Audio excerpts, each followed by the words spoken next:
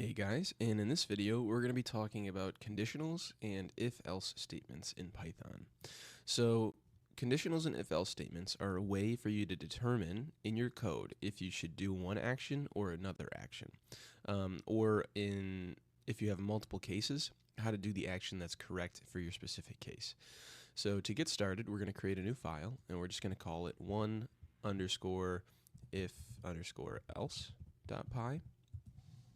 And before we talk about creating if-else statements or anything like that, we should talk about some conditional operators. So in Python, we have a couple of characters that represent our different operators that we use in mathematics as well. So we have the greater than symbol, the less than symbol, the greater than or equal to, the less than or equal to, we have the does not equal, and we have the equals. So these are the basic conditionals that we're going to be using today in this video, and these will get you very, very far in your if and else statements. So how do these work? Well, when you say is verified is set equal to, and we'll say 85 is greater than 65. Well, when you write this statement, 85 is greater than 65, and you set a variable equal to this statement, it returns a Boolean value. So this will either be true or false, and in our case, 85 is in fact greater than 65. So when we print is verified, and we open up a terminal, oh, sorry, I guess we already had one open, and we run Python one_if-else, we'll see we get a true value returned to us. So if we change this to less than, we would expect a false value, which we get. And what happens if we asked if these are equal to each other? We would get a false value because 85 does not equal 65. And so these return our Boolean. So this conditional statement returns a Boolean variable that we can then use to be tested on something. So now we can say if is_verified is equal to true, then we can print user verified. And then we can say else, and we can print user not verified. Okay? So basically, what's happening here is we declared a statement saying if, and our if statements always start with an if. So if is verified, which is this Boolean value, we compare to be true, then we print out user verified. And we know that it's not going to be true here because 85 is not equal to 65. So that does not equal, and so we get a false. So this is not going to trigger. And in your if statement, in order for code to be executed, it needs to be indented by a tab or 4 spaces. And so then when you want to execute the else statement, meaning if this is verified is actually false, so if this top condition is false, then this else statement gets executed instead, and we print user not verified. So I think there's something important to say here, that with your if statement, so if we have an if is verified is equal to true, then we print something. This is you can just leave this as is. You do not necessarily need an else statement in your code.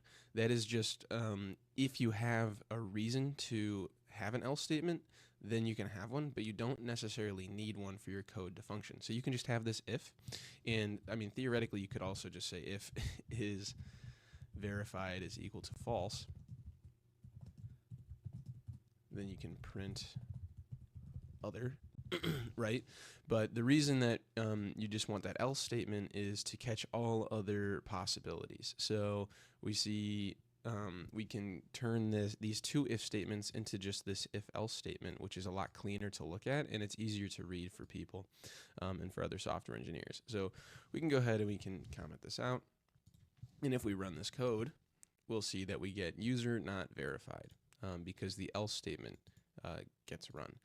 So let's say we wanted to test if one of our variables is greater than something or in between something. Like, how can we do this? So let's actually create a variable named age, and we'll set age equal to 35. Or actually, let's do score. We'll say score is equal to 78. So this person got a 78 on their examination.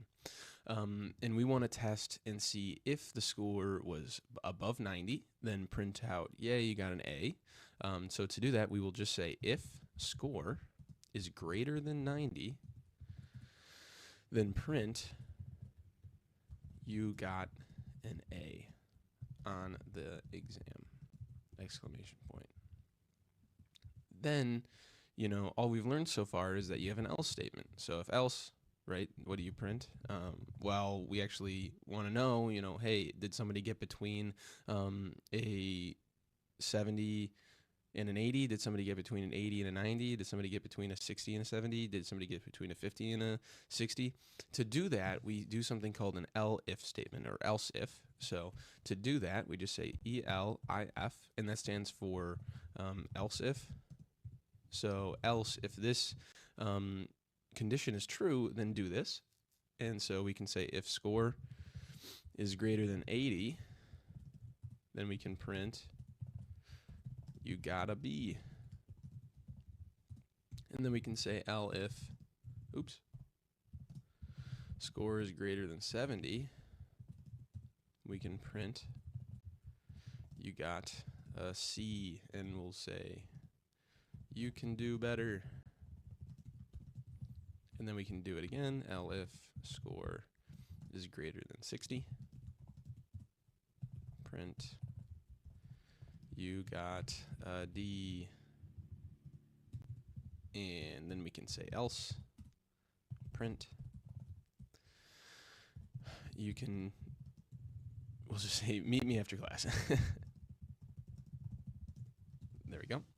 And so how does this work? What's happening here? Basically, when we say score is equal to 78 and we run it through our if-else chains here, or some people call it an if-else ladder, it will ask if score is greater than 90, do this. If not, continue on in our ladder. So we see else if our score is greater than 80, then we'll print we got a B. And since that's also not the case, it will go on to the next else if statement, which is greater than 70, in which case it will print out that we got a C. But if it doesn't match the 70 case, it'll go down to the 60, and it'll say you got a D. And then if it doesn't catch any of these, it will just go to our else statement, and we'll print meet me after class. So let's go ahead and let's run our code. And we will see you got a C, you can do better. And now if we change this to be, 4, meaning, we got a 4% on our exam, it will print out meet me after class. So now let's talk about how do we compare other things than integers. Well, to do that, like for example, we can compare different objects in Python. So we can see if we create a dictionary A with the key B, with the key A and the value B, and we said val1 is equal to this, and then we said val2 is equal to A colon B, and we asked if val1 is equal to val2, print out they are equal. And we run this, we'll see that we do get they are equal. We can also compare strings, so we can say string 1 is equal to I like potatoes, and string 2 is equal to I hate potatoes. And we say if string 1 equals string 2, print out strings match, and we can say else print strings do not match. And when we run our code, we can see that we get strings do not match. Another cool thing is we can say if string 1 is greater than string 2, string 1 is larger. Else print string 2 is larger. And we can run our code, and we get that string 1 is larger. So why is that? We see that they're both the same length. Well, it's because in Python, these get converted into integer values, and then they get to sum. And so don't think too hard about that, but because I will not explain that in this course about like ASCII characters and encoding, but just know that you can compare strings based on their sum values of integers. And yeah, I just think that's kind of cool little thing to add in here. So another important thing about conditionals is the and the or statement. So how can we use these and do some pretty cool things? So we can say, let's actually define a third string. So we'll say string underscore 3 is equal to, again, I like potatoes. There we go. And now down here, we can say if string underscore 1 equals string underscore 3 and string underscore 1 does not equal string underscore 2, print string 1 is equal to string 3, but not 2. Okay, so basically what's going to happen here is it's going to say this if statement will determine if this conditional is true or false. So basically what happens is string 1 does in fact equal string 3. Okay, so this becomes true. So we'll just put a comment here and we'll make this so this is true. Okay, and then it's saying and this other statement must also be true for the entire thing to be true. And so does string 1 not equal string 2? So string 1 does not equal string 2, and so this is also true, which makes this entire statement true. And so now when we run our code, so Python 1 underscore if else, we get string 1 is equal to string 3, but not 2, okay? So if we change this so that they both have to be equal, this becomes false, okay? And then we can say else, and we can print all strings are not equal, okay? There we go.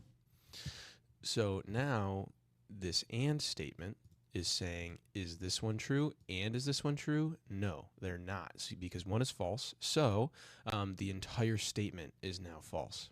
And that will trigger our else statement to print. So we'll go ahead and we will see all strings are not equal, okay? And we can do this with integers as well. So we can say if, let's create a couple variables, age 1 is equal to 65, age 2 is equal to 70, and age 3 is equal to 42, okay? So we'll say if age 1 is greater than age 3 and age 1 is less than age 2, then print ages 1 is in the middle of 2 and 3, okay? And so basically, let's see again what's going to happen here. Age 1 is in fact not greater than age 3. So actually we'll say this is wrong. So we say, let's say less than. There we go. So age 1 is, if age 1 is less than age 3, so this is true. Or, oh shoot, sorry. That was correct. because age 3 is 42. So this is true. And age 1 is less than age 2, which is 70. This is also true. So we get two true statements. So this and is true, and this entire statement is true, so this will print. But if we said, age 1 is, greater than age 2, then we would get our false, and this would not work. But now let's say we only need one condition to be true for our statements to pass, right? So like we only care, we only want to see if age 1 is greater than only one of the values. So we can say age 1 is greater than one of the other ages. So if we only want to see if age 1 is greater than one of the other ages, the key word we would use instead of and is actually or. So we'd use the or conditional word. So now, because we have a true and a false, is one of them true? Yes, because age 1 is greater than age 3, which means age 1 is greater than one of the other ages. And so when we run this, we'll see age 1 is greater than one of the other ages, and that's because this condition is true, but this one is false. Now, if this was also false, and we changed this, nothing would print because we have two false statements, and there we go. And since we have no true statements, this entire conditional will result in a false. And so if we run this, we'll see that we don't get any output at all. Awesome. Thanks for watching, guys. Bye. Hey guys, and in this video, we're going to be talking about loops. So to start, we'll make our file. Call this 2_loops.py. And so specifically, we're going to be talking about two kinds of loops. The first one is a for loop, and the second one is a while loop. So before we start anything, we want to understand what is the reasoning for loops. And generally, they are to iterate over something, like a list or a dictionary or a set, right? And we want to read each individual item in that data structure that we're looking at. So what we can do is define a list. So we're going to say colors is equal to, and we'll create red, green, blue, and orange. And so now what we want to do is print every single item in our list individually. And so how can we do that? How do we iterate over this? So it's very simple. In Python, you can just say for color in colors. And then you can print the color. And what this is saying is for every single item in this list, access the value and then assign it to this color variable. So we say for color in colors, and this gets our list, and then it iterates over every single value and assigns it to color. And so color is then rewritten as a variable every single step we take. So we're on red. Well, for the first one, we get color is then assigned to red. For the second color, we get green, or string rather. Color is then assigned to the string, blue, and orange. And so when we print this, we'll actually see it happen in real time. So let's do Python 2_loops.py and enter. And we see we get red on the first line because color gets rewritten. The value of color is red, and then green, blue, and then orange. And so, this is super useful. We can iterate over them, and then we can actually say, for example, we can put an if statement in here. We could say if color, so the current color that we're on, right, which changes from red to green to blue to orange, is equal to green, then we can print green exists in this list. There we go. And now when we run this, we can see, oh, I said green. I'm in green. And we'll run this again. green exists in this list. And why does that happen? Well, it's because we iterate over red, nothing happens, we iterate over green, and then it triggers this if statement to run, and then it prints, and then it goes blue, and then it goes orange, and those don't do anything.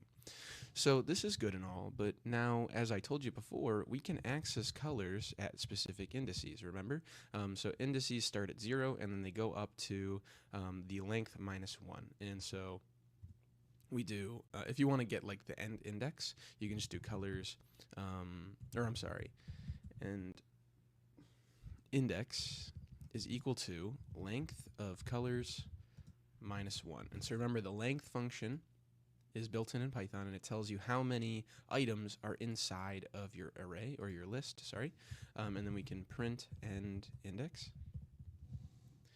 and we can run this, and we see that our end index is actually 3. And that's because we take, we are subtracting 1 from the length, because indices always start at 0. So how do we iterate over our list and actually have the index instead of the color, right? Because we can access each individual color at its index, and the way to do that is using a for loop again, but saying in a range. So we say for index, or I, we can just say for I, and that represents index, in range. And so range is a function, and we're going to say length of colors. There we go. And then we can print I. And so what this does is it is creating a list. This range function creates a list for us, and it creates a list from 0 up until the length of colors, and then it will print out the I. And so if we run this, we see we get 0, 1, 2, 3. And so those are our indices, and now we can actually access the colors list at each index by using the I variable. So we can print, print colors at I. There we go. And when we run this, we actually see we get 0 is red, 1 is green, 2 is blue, 3 is orange, which is really, really useful. So another interesting thing about for loops is you can actually start in a different spot. So what we can say is for I in range of 1, comma, and then the length of colors, and we print I, I, and we run this. What we'll see is that, actually let's comment this out just to make it more apparent in the terminal. What we'll see is we start at index 1 instead of 0, and that's because we added a start index here. And so if we change this to 2, we'll actually see 2, 3 instead of 1, 2, 3. And we run this, you see we get 2, 3. And another interesting thing is we can step over multiple values and not have to print every single index. So we can say for I in range, and we'll start at 0, and we will say length of colors. And then we can say 2, and we print colors at I. And we can say, actually, let's format this. So we'll do a format string. And we'll say, in brackets, in quotes, brackets again, I, colon. And so what we're saying, this will print out the index, a colon, a space, and then our color value. And when we run this, you'll see that we actually skip over values. So we start at index 0, which is red, right? And we go 1, and we skip over green, and we go right to blue, because we're taking 2 steps instead of 1. So this third value is called our step value. So this is your start index. This is how many, this is how many integers are in your list, and then this is how many you skip over, or your step size rather. So when we're at red, we take 1 and then 2 steps, and we're now at blue. And so the reason we don't see anything else is because we take 1 and then 2 steps, and we're out of the index range. And so you can actually see that we didn't get any sort of error. So if you define a step size, it doesn't, like, you can give any step size, it doesn't create an error, it just doesn't print the value for you. So next, let's talk about, because this is like semi-inconvenient, having to, get I and then access colors at I. So there's actually a pretty convenient function called enumerate that's built into Python, and we can say for I, comma, value, or color in our case, in enumerate, and then we can say colors. We can now print the index. Actually, let's go ahead and copy our format string here. There we go. And instead of colors at I, we'll just say color. And so this allows us to get our index and our color in the same time. So it deconstructs the colors list, and it gives us our index and the color in their variables. And always remember, index comes first, and then the value that you're looking for comes second. So now when we run this, we'll see we get 0 red, 1 green, 2 blue, 3 orange. So another function is another functionality of it is the start. So we can say for I, comma, color in enumerate colors, and we can add in a start index as well, so 2. Now, what's interesting about this is if we get our print string here, and we paste it in, you would expect that this would start at index 2, so red, green, blue. You think we would just get blue, right? But actually, it just changes our start index, and it adds 2 to it. So red, it's going to print red, green, blue, orange, but the index is just going to be 2 instead of 0 for red. So when we run this, you can see here we get red, green, blue, orange, and it goes from 2 to 5. Something to be, it's interesting, and you can use that. Just know that's a functionality of it. So next, we're going to talk about while loops. And while loops are very, very useful. Basically, they're looping over something, some code snippet, until a conditional is met. So we're going to say, or rather, while a conditional is met. So we're going to say, first, let's make a max value, and we'll set this equal to 10. And then we're going to create another variable called value, and we'll set this equal to 0. The next thing we're going to do is say while value is less than max value, print value, and then we're going to say value plus equals 1. Now, when we run this code, what will happen is we'll print 0 through 9. And the reason for that is because we start value initially, and when we create a variable, we call this initializing.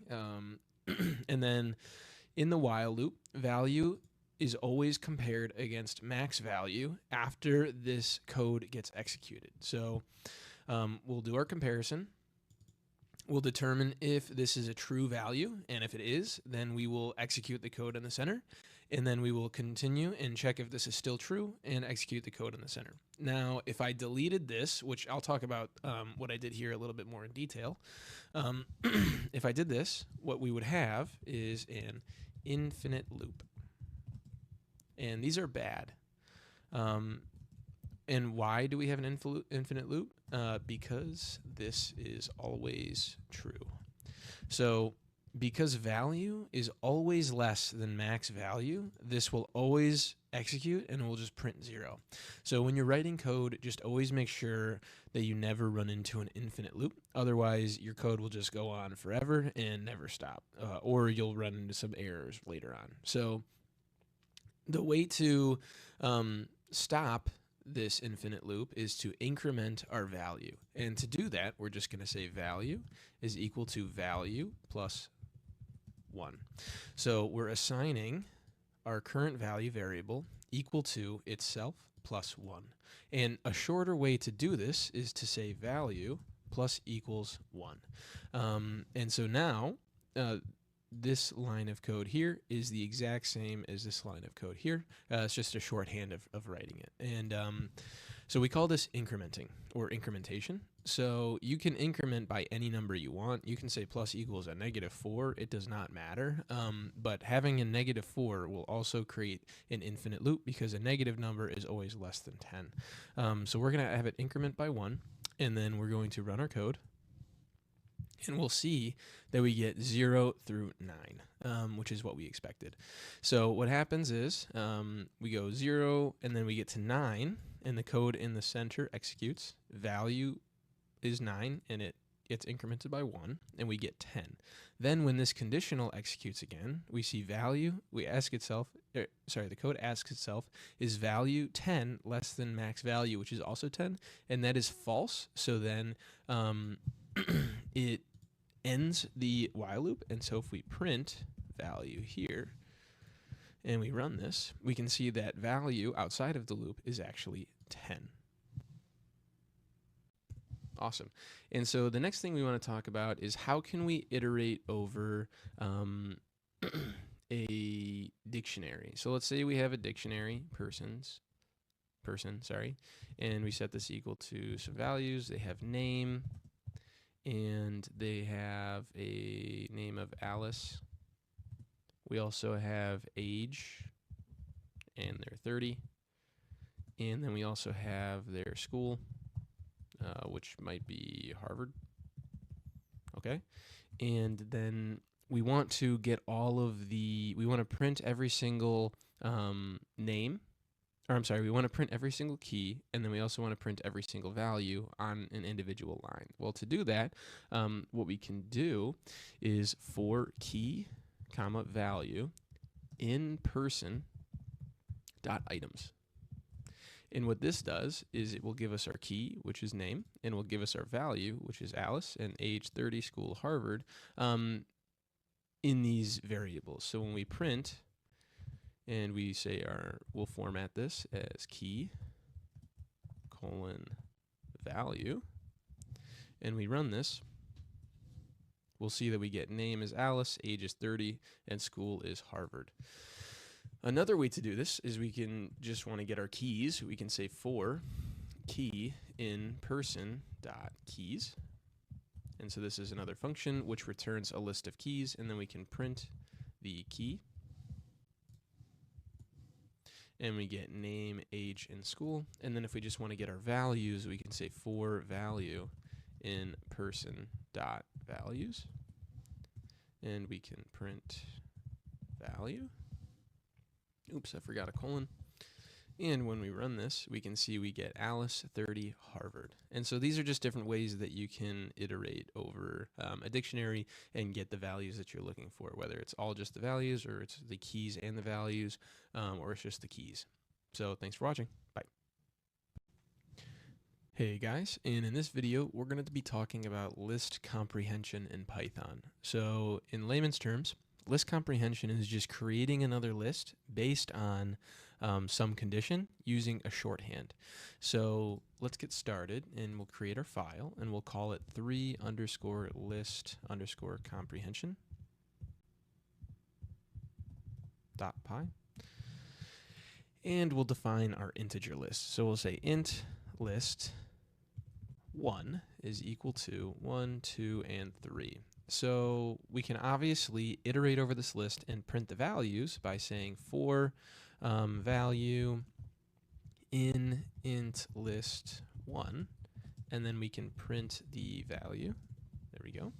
And then if we run this, Python 3 list comprehension, we get 1, 2, and 3. So now, let's say we want to have another list, but we want it to be int list 1 with all of the values multiplied by 2. So we can do this with a normal list by saying int list 2 is equal to an empty list, and then we can say for value in int list 1, and then so this iterates over int list 1, and then we can say in our integer list 2, we're going to append value times 2. And so now we take the value from our current index, which we can say is 1, okay? and we multiply that by 2, and then we append that to our integer list 2. And so now if we print int list 2, we will get 2, 4, and 6 instead of 1, 2, 3. So, okay, cool, we can do that. It's a little bit more code, but what we can do instead is use something called list comprehension. So instead we can say int list 2 is now equal to, and we'll just put our brackets, or our braces, sorry, and we're going to say value times 2 for value in int list 1, okay? So this might look a little confusing at first, but it's literally the same as this up here. So we're saying that integer list 2 is equal to our list, okay? And we're saying that the value times 2 is what the current index is going to be in our list, and we're iterating over integer list 1. So we can sort of read this as follows. We can say for value in integer list 1, make the we get the variable value here and multiply it by 2, and for the current index that we're on, make the value in integer list 2 equal to our value here, so value times 2. I know that's a little confusing, but as you do this more, the syntax just makes more sense. So we can print int list 2, and we will get the exact same as we do above. So let's print it twice just so you see. So we can print integer list 2 here. And when we run it, you'll see we get 246 and 246. So another way, another thing that we can do is let's make a string list. So let's say our fruits list is equal to apple, blueberry, and pineapple, okay? And let's say we want an uppercase fruits list. So what's something we can do? We can use list comprehension. So we can say we'll say upper fruits list is equal to a list. And we're going to say our value that we want for every index is actually equal to the uppercase of it. So we want value dot upper, okay? So value in this case is going to be the strings, remember? So that is a function that belongs to the strings object. And so we can say for value in fruits list, okay? And so now when we print our upper fruits list and we run this, we will get apple, blueberry, and pineapple all uppercase. So again, we iterate over our fruits list, and then we take our value, and we're calling the upper function on it, and that is what gets assigned to the current index that we're on in this upper fruits list. So another thing we can do is conditional list comprehension. So let's say we have integer list 3, and these are, I don't know, prices or something. So we'll say 12, 44, $2, 19, 32, 11, and 100, okay? And let's say you've been tasked with getting the numbers out of this list that are less than 15, okay? Or actually, let's say less than 20. So you want all of the numbers that are in this list that are less than 20. Well, you can do this with list comprehension very easily. First, I'll show you how you can do it normally without list comprehension, and then we can do it with list comprehension. So we'll say filtered list is equal to a list, and then we'll iterate over our integer list. So we're going to say for value in int list 3, and then we're going to say if value is less than 20, like we said. So we create that conditional, then filtered list dot append value. And this is totally fine. This is super functional. So when we print our filtered list, and then we run Python 3 list comprehension, we'll see we get all of our values that are less than 20. And now let's say we wanted to sort these also. Well, we can say print filtered list dot sort. And now we'll get our filtered list, but sorted. Oh, I'm sorry, because this is a return statement. So when we do filtered list dot sort, that actually returns none. It returns the none value, but what it does do is sort it in place. So when we run print on a function being called, we're actually printing the output of the function. And so since it printed none, the output of the function is none. So we need to call filtered list dot sort first, and that puts it from lowest integer to highest integer, or what we call ascending order. And so now when we print filtered list, we will see our ascending order. And so great, we've done this. But now how do we do this using list comprehension? So what we're going to say is filtered list is, list is equal to our value, for value in int list 3 if value is less than 20. And so we have our value, which always goes on the left-hand side, and then we have our iterator, or our for loop, so for value in int list 3, and then we have our condition on the right, so if value is less than 20. And so now when we print our filtered list, I forgot an E here,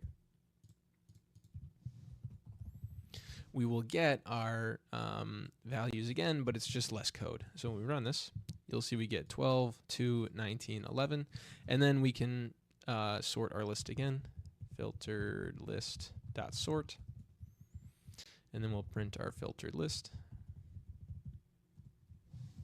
and we will get our sorted filter list. So the next thing we want to talk about are if-else statements inside of our filtered list to create variables, or I'm sorry, in our list comprehension. So this is actually a little bit different than how we have our conditionals.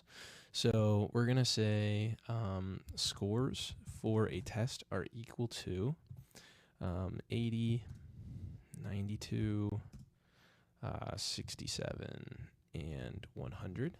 Okay. And then we want to make a list that shows all of the scores that passed and all of the scores that failed based on some criteria. And we actually want those as strings. So we can say,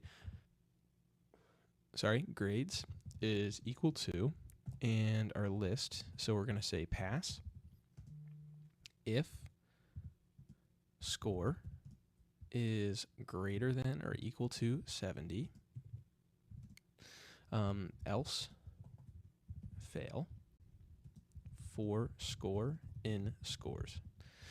So notice that we have our filtering logic over here on the right of the for loop, but we have our variable assignment on the left. So if we're using a conditional to create a different value, we put it on the left, but if we are just filtering, we put it on the right of the for loop. So now when we print grades and we run our script again, we get pass, pass, fail, pass. So the final thing I want to show you is how can we create a very long list of numbers or something. So we're going to create a long int list, and we're going to set this equal to a list, and then we're going to say I for I in range of 10,000. Okay? And so now if we print our long int list, what we're going to get is a list of integers all the way to 9,999 because it starts at 0. And so that's actually how you can create a list very, very quickly in Python that's very large in values. And so you can even do this. Say you want 10,000 A's, right? So check this out. You can ignore the I and just print 10,000 A's to your console or whatever string you want. And so these are the principles of list comprehension, and thank you so much for watching.